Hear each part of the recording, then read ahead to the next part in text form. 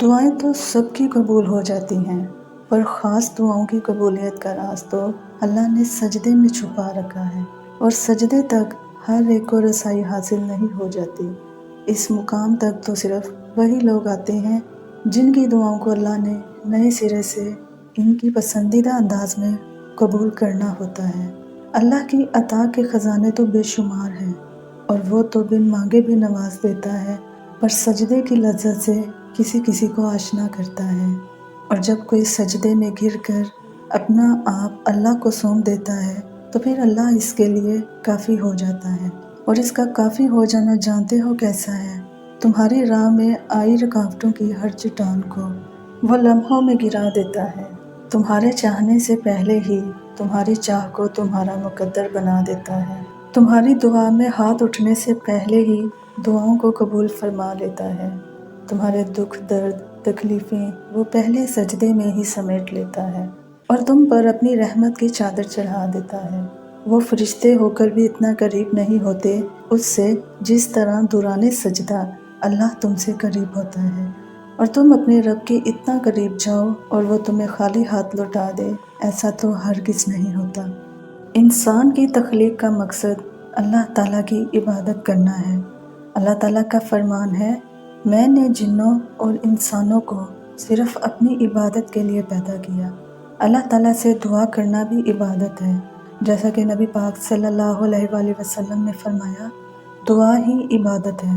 فرمان الہی ہے، جب میرے بندے میرے بارے میں آپ سے پوچھیں تو کہہ دیں میں قریب ہوں، ہر پکارنے والے کی پکار کا جواب دیتا ہوں جب وہ مجھے پکارے۔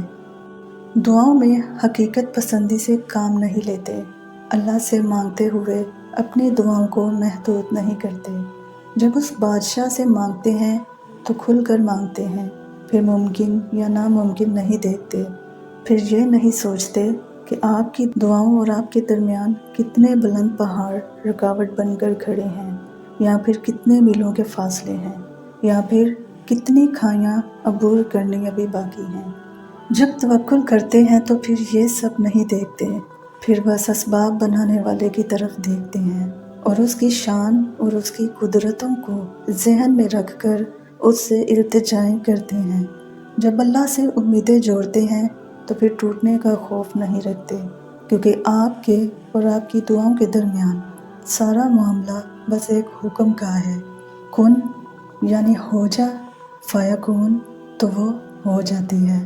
سبحان اللہ۔ نیت، عمل اور ارادے غلط ہو سکتے ہیں، لیکن تڑپ ہمیشہ سچی ہوتی ہے۔ تڑپے بغیر کوئی نہیں روتا، بے چین ہوئے بغیر کوئی طلب نہیں کرتا، دعا ہو یا دوا، زخم ملے بغیر کوئی نہیں مانگتا۔ بے شک جیسے ہوائیں موسموں کا رخ بدلتی ہیں، ویسے ہی دعائیں مصیبتوں کا رخ بدل دیتی ہیں۔ اللہ ہمیں دعائیں لینے والا اور دعائیں دینے والا بنا دے، آمین ثم آمین۔ دعا کی قبولیت کا وقت اللہ جانتا ہے، ہمیں بس اس سے یقین کے ساتھ مانگنا ہے، ممکن ناممکن سوچ کو دل سے نکال دینا ہے، ہمیں بس اس کی کن کا انتظار کرنا ہے۔ راستہ نظر نہ آئے تب اللہ پر یقین ایمان ہے، جب وسائل اور ذرائع نہ ہوں اور پھر یہ یقین ہو کہ اللہ مسبب الاسباب ہے، وہ اسباب کا پابند نہیں، وہ اسباب کا محتاج نہیں، بلکہ اسباب اس کے محتاج ہیں۔ اگر ایسا یقین ہے تو ایمان ہے، اگر ایسا نہیں ہے تو پھر آپ کا یقین اسباب پر ہے، وسائل پر ہے۔ اس وقت کہاں راستہ تھا جب موسیٰ کے سامنے سمندر اور پیچھے فرعون کا لشکر تھا؟ وہاں تو یقین نے سمندر کو بھی راستہ دینے پر مجبور کر دیا۔ جہاں کہیں بھی تم ہوتے ہو اللہ تمہارے ساتھ ہوتا ہے، لیکن جس کا یقین قائم ہو جائے پھر دنیا کی کوئی طاقت تمہیں ہرا نہیں سکتی۔ سو ویورز، میری آج کی ویڈیو آپ کو کیسی لگی ہے؟ کمنٹ سیکشن میں اپنی رائے کا اظہار ضرور دیجیے گا۔ دعا ہے کہ اللہ پاک آپ سب کو اپنے حفظ و امان میں رکھے، خیر و عافیت سے رکھے۔ اپنا خیال رکھیے گا، دعاؤں میں یاد رکھیے گا۔ اللہ نگہبان۔